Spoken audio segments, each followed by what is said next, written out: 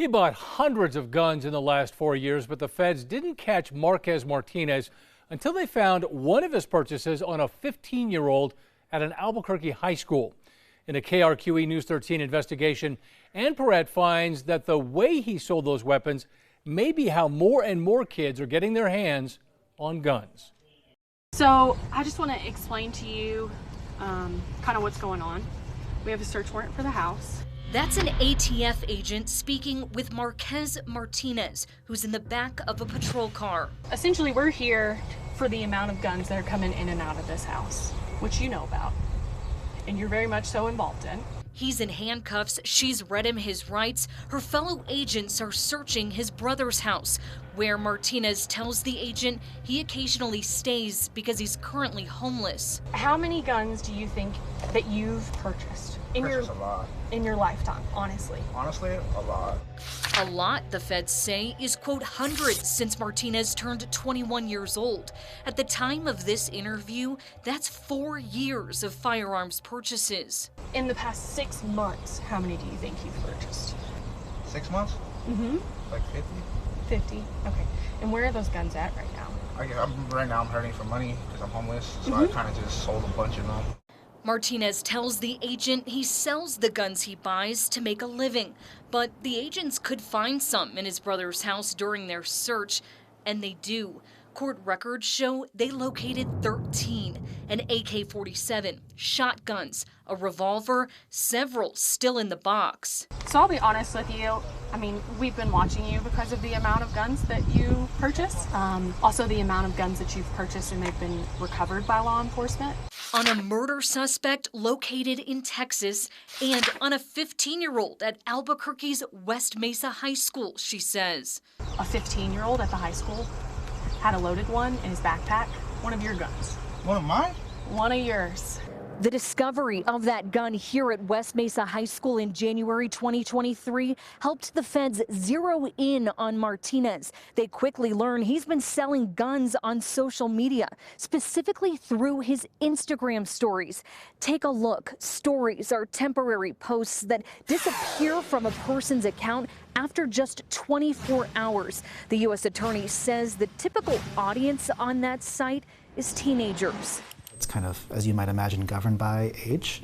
So the populations buying guns via social media are generally younger. U.S. Attorney Alexander Ubaez can't talk specifics on Martinez's case because it's not closed yet. But he agreed to speak generally about how cases like this reveal one way kids are getting their hands on guns. A question we had after seeing more and more teenagers charged with gun crimes this past year. Data from the Bernalillo County District Attorney's Office reveals of the 781 juvenile cases opened in 2023, 268 involved a kid with a gun.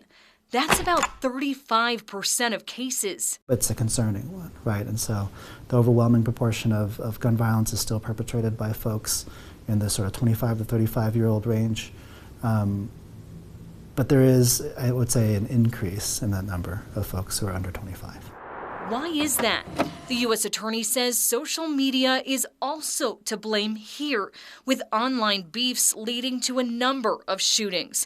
Plus, he points to the large number of illegally sold firearms in our communities. And not just firearms themselves, which are pervasive in our city at least, but things that make them much more deadly, such as Glock switches, such as extended magazines and drum magazines. That's the business the feds say Martinez was in, pointing out the gun found on the high schooler had a Glock switch, sometimes called a glitch, on it. They look like this, small but powerful. The device makes a gun fully automatic. Imagine if your children went to the school and that child used that gun against them. Okay, would you think that the purchaser needs to be held accountable for that? Because you're just trying to make money? I mean, you guys could judge me all you want. Martinez denied knowing anything about the machine gun conversion devices. I know that that's not the truth. So I'll let you take a minute. She knows because the ATF actually purchased them from Martinez. Court records revealed the feds went undercover, contacted Martinez on Instagram, and met up with him in person at various locations to make 5 different purchases over 5 weeks. The ATF says it bought 4 switches, 2 9mm pistols, an AK-47, fentanyl, and LSD. This is our best way of confirming that a person we suspect of doing something is doing that thing by asking them for the thing. A way to solidify their case. I don't know nothing like that. Okay. Well, I appreciate you telling the truth in the beginning. I don't appreciate you lying at the end. Martinez pled guilty to 3 federal charges for possessing and selling those switches and operating as a firearms dealer without a license. He's due back here in court this month for sentencing. The feds are asking he spend a little more than 5 years in prison, but court records show Martinez wants just 3 because of his lack of criminal record, tough childhood, and mental health struggles. Ann Perrette, KRQE investigates. To try to curb the rise in teen gun violence, the U.S. Attorney's Office visits schools to speak with students and teachers. Baez says most students don't even realize the crime they're committing, so he's focused on educating them. Now, he says teachers want parents to be more involved and for them to pay as much attention to their child's social media accounts as they would the people their children are hanging out with.